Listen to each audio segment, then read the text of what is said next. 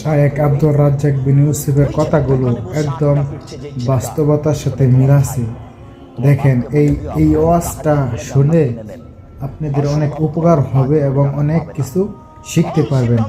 কিছু গুরুত্বপূর্ণ কথা এবং বিবাহ নিয়ে কিছু কথা এবং যারা ব্যাপারতে চলাফেরা করে এগুলা কিছু বিস্তারিত কথা বলবো এই ওয়াজটির ভিতরে।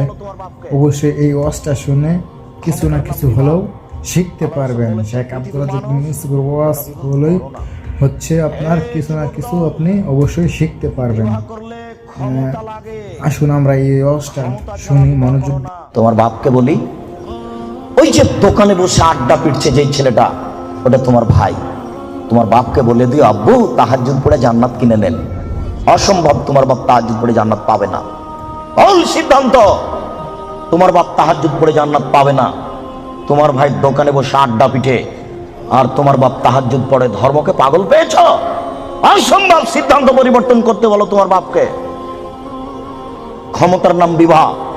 আল্লাহ রাসূল বলেছেন, পৃথিবীর মানুষ তোমরা বিবাহ করো না। হে যুবক দল, বিবাহ করলে ক্ষমতা লাগে, ক্ষমতা ছাড়া বিবাহ করো না। যদি ক্ষমতা না থাকে তাহলে রোজা থেকে থেকে থেকে থেকে যৌবনকে ধ্বংস করো, বিবাহ করো না। এই ছেলে, তোমার ভাই দোকানে বসে আড্ডা পিটে আর জবাব আমি দেব? তোমার বাপকে জবাব দিতে বলিও, তাহাজ্জুদ পড়ে জান্নাত কিনতে হবে না, আগে ছেলে ঠিক করতে হবে তারপরে। এই ছেলে, ওই যে তোমার বোন এখনো ল্যাংটা হয়ে ওখানে দাঁড়িয়ে আছে দোকানের সামনে, কাপুরুষ, জবাব আমি দিব কেন? তোমার বাপকে জবাব দিতে বলিও বিচারের মাঠে। তুমি ভেবেছো কি বিচারের মাঠকে তুমি এত সহজ মনে করো? বিচার যেদিন আরম্ভ হবে সেই দিন আল্লাহ প্রথমে বলবেন, আল ইয়াউমা লা তামলিকু নাফসুন লিনাফসিন শাইআ ওয়াল আমরু ইয়াওমাইযিন লিল্লাহ। আজ কোনো মানুষ কোনো মানুষের কোনো উপকার করতে পারবে না, একচ্ছত্র মালিকানা আমার হাতে থাকবে। আমি আল্লাহ বলছি, আজকে কোনো মানুষ কোনো মানুষের কোনো উপকার করতে পারবে না। এই কথা বলার পরে 7 আকাশকে ডান হাতে ধরে ঝাঁকি মারবেন, 7 জমিনকে বাম হাতে ধরে ঝাঁকি মেরে বলবেন, আইনাল জব্বার আইনাল মুতাকাব্বির আনা মালিকুল আমলাক। স্বৈরাচারী, স্বেচ্ছাচারী, অহংকারী, বদমেজাজিরা কোথায়? আমি হচ্ছি রাজাধিরাজ। এখন বিচার আরম্ভ হচ্ছে। তুমি মনে করো কি তোমার বাপকে তাহাজ্জুদ পড়ে জান্নাত কিনতে নিষেধ করো? তোমার বাপ জান্নাত পাবে না, এই কথা মুহাম্মদ সাল্লাল্লাহু আলাইহি ওয়াসাল্লাম 1450 বছর পূর্বে বলেছেন। তোমার বোন ওখানে দাঁড়িয়ে ধর্ম দেখাই, তোমার বাপ তাহাজ্জুদ কিনবে পড়ে জান্নাত কিনবে কেন? কেন কিনবে? আল্লাহ রাসূল বলেন, ওর রাজুলু সাইয়্যিদ, স্বামী হচ্ছে কর্তা, ওয়াল মারাতু সাইয়্যিদা, স্ত্রী হচ্ছে কর্ত্রী। নিজের কাজ করে যে তাকে বলে কর্মী, অপরের কাজ দেখে যে তাকে বলে কর্তা। নিজের কাজ করে যে তাকে বলে কর্মী, অপরের কাজ দেখে যে তাকে বলে কর্তা। আল্লাহ রাসূল বলছেন, ওর রাজুলু সাইয়্যিদ, স্বামী হচ্ছে কর্তা, ওয়াল মারাতু সাইয়্যিদা, স্ত্রী হচ্ছে কর্ত্রী। এই ছেলে, তোমার বাপ কিসের কর্তা? কি কর্তা? কি পেয়েছ? তোমার বাপ কি মনে করে? তোমার বাপ তাহাজ্জুদ পড়ে জান্নাত কিনতে চাই? অসম্ভব। তুমি শুনে রেখো, আমি অনুবাদক। মুহাম্মদ সাল্লাল্লাহু আলাইহি ওয়াসাল্লাম বলেছেন, 3 শ্রেণীর মানুষ জান্নাতে যাবে না, তার মধ্যে তোমার বাপ আছে। 3 শ্রেণীর মানুষ জান্নাতে যাবে না, আমি অনুবাদক। 3 শ্রেণীর মানুষ জান্নাতে যাবে না। 1, মদমিনুল খামর, যারা নিয়মিত বিড়ি, তামাক, জর্দা, সিগারেট, গুল, নেশাদার দ্রব্য খায়, পান করে, তারা জান্নাতে যাবে না। 2, আর রাজালাতু মিনান নিসায়ে, পুরুষের বেশধারী নারী, যারা পুরুষের জুতা স্যান্ডেল পরে, যারা পুরুষের শার্ট প্যান্ট পরে, যারা পুরুষের পোশাক পরে, যারা মাথার চুল ছোট করে, সামনের চুল ছোট করে, তারা জান্নাতে যাবে না। 1450 বছর পূর্বে আল্লাহর নবী কথা বলেছেন, আমি অনুবাদক। 3, ও দায়ুস, তোমার বাপ, আল্লাযী ইকরু ফি আহলি আল খাবাসা, বেহায়াইর সুযোগ দিয়েছো, জান্নাতে যাবে না। যে তার বাড়িতে বেহায়াইর সুযোগ দিয়েছো, জান্নাতে যাবে না। যে তার বাড়িতে বেহায়াইর সুযোগ যাবে না। কি দেখাতে চাচ্ছ তুমি? শোনো, তোমার বোন পায়জামা পরে আছে, গেঞ্জি জাতীয় পায়জামা, ওই যে নিচের দিক চিকন হয়ে আছে, উপর দিক মোটা হতে হতে হতে হতে তোমার বোনের রান এতখানি মোটা হয়ে আছে। তোমার বাপ দেখে না? ধর্মকে পাগল পেয়েছো বেটা? ধর্ম পাগল কিছু তুমি মনে করো? অসম্ভব। আমি অনুবাদক, না হয় আবার অনুবাদ করছি, তুমি শোনো। সম্মানিত মুরব্বী, আমি আবার অনুবাদ করছি, শুনুন। তিনি বলেন, সালাসা, তিন শ্রেণীর মানুষ আছে, লা ইয়াদখুলুনাল জান্নাহ আবাদা, তারা কখনো জান্নাতে যাবে না। এক, মদমিনুল খামর, যারা নিয়মিত বিড়ি, তামাক, জর্দা, সিগারেট, গুল, নেশাদার দ্রব্য খায়, পান করে, তারা জান্নাতে যাবে না। দুই, আর রাজলাতু মিনান নিসায়ে, পুরুষের বেশধারী নারী, যারা পুরুষের জুতা স্যান্ডেল পরে, যারা পুরুষের শার্ট প্যান্ট পরে, যারা পুরুষের পোশাক পরে, তারা জান্নাতে যাবে না। মুহাম্মদ সাল্লাল্লাহু আলাইহি সাল্লাম বলেছেন, আমি অনুবাদক। তিন, ও দায়ুস, দায়ুস কে? আল্লাযী ইকিরু ফি আহলিল খাবাসা, যে তার বাড়িতে বেহায়াইর সুযোগ দিয়েছে, সে জান্নাতে যাবে না। তোমার মা দিনরাত ছোট ব্লাউজ পরে, শাড়ি পরে বাজারে ঘুরে, তোমার বাপ তাহাজ্জুদ পড়ে, ধর্মকে পাগল পেয়েছে তোমার বাপ। তোমার মা ছোট ব্লাউজ পরে থাকে, এই বাহু থেকে নিয়ে কবজি পর্যন্ত এটুকু ফাঁকা আছে কাপুরুষ, এটুকু কে দেখবে? তোমার বাপকে এটুকু মহল লাগেনি? এটুকু তোমার বাপ ফিরে রেখেছে? তোমার মা ছোট ব্লাউজ পরে থাকে, জনগণ পেট পিট দেখে, কে দেখবে এটুকু? তোমার চাচা না জ্যাঠো না দেশবাসী? তোমার বাপ দায়ুস, তোমার বাপের বিবাহ করা ঠিক হয়নি, বিবাহ করলে ক্ষমতা লাগে। ক্ষমতা মানে চোখ যেভাবে ঘুরে বউ সেভাবে চলে, এর নাম ক্ষমতা। ক্ষমতা মানে চোখ যেভাবে ঘুরে ছেলে মেয়ে সেভাবে চলে, এর নাম ক্ষমতা। রাত 11টার সময় ছেলে বাড়িতে ঢুকেছে, এই তুই রাত 11টার সময় বাড়ি আসলি কেন? ব্যাপারটা কি? বলিনি মাগরিবের পরে কোথাও থাকা যাবে না, দাঁত ভেঙে দেবো একেবারে। আমি তোর বাপ বলছি, এর নাম ক্ষমতা। জবাব আমি দেব? কেন আমি দেব? মুহাম্মদ সাল্লাল্লাহু আলাইহি সাল্লাম কোনোদিন বলেননি, এই ছেলে তোমার বয়স 7 বছর নামাজ পড়ো, এই ছেলে তোমার বয়স 7 বছর নামাজ পড়ো, এইভাবে তিনি কোনোদিন বলেননি।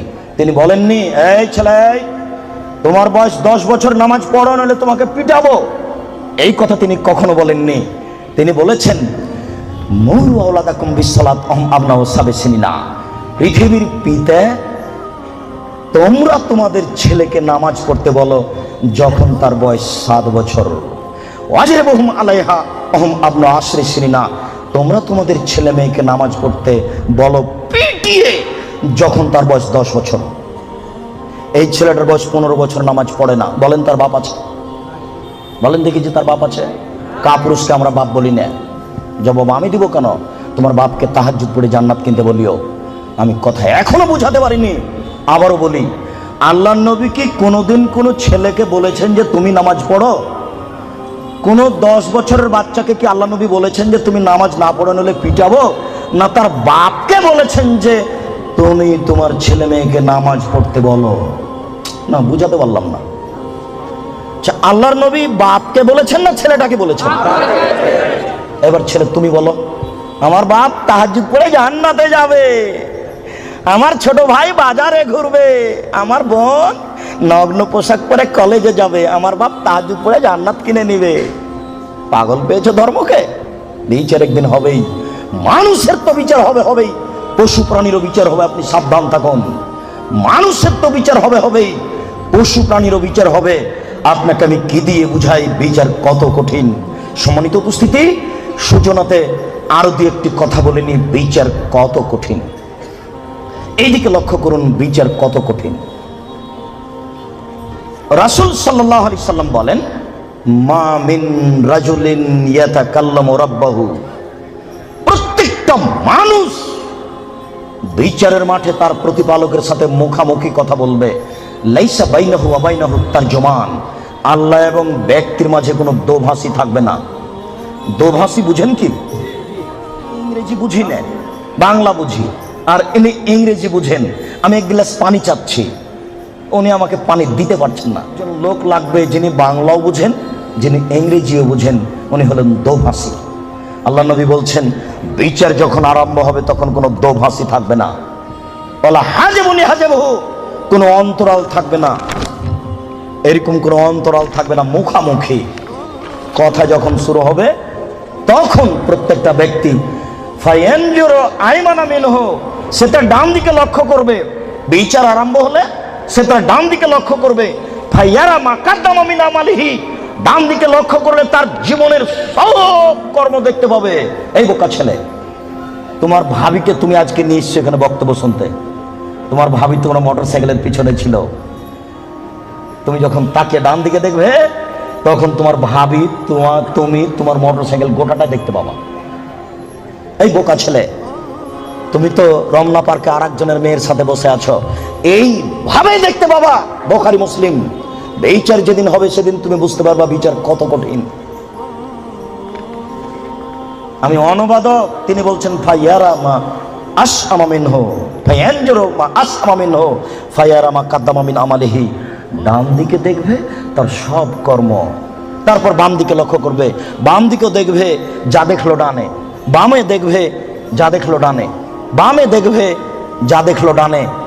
এরপরে ফায়ানজুরু তিলকা ওয়াজহি, সামনের দিকে লক্ষ্য করবে, ফায়ারান নার, সামনে দেখবে জাহান্নাম। মুখের উপরে আল্লাহ, ডানে হলো কর্ম, বামে হলো কর্ম, সামনে আল্লাহ, জাহান্নাম। ডানে কর্ম, বামে কর্ম, সামনে আল্লাহ, সামনে জাহান্নাম। এবার বিচার আরম্ভ হচ্ছে। একটু লায়াজুলু কাদামা বানি আদম হাতা ইসালান খামস, পাঁচটা জিনিস জিজ্ঞাসা করার পূর্ব পর্যন্ত আদম সন্তানের কারো পা নড়াচড়া করবে না।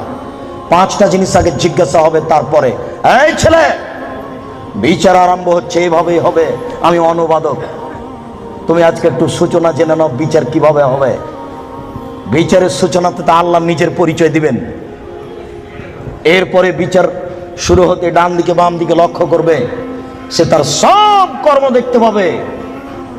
যেইভাবে পাপ করছে ওইভাবে কর্ম উঠে আছে, সব দেখতে পাবে। এবার পাঁচটা জিজ্ঞাসা। এক, আন উমরিহি, পুরো বয়স বুঝিয়ে দিতে হবে, পুরো জীবন।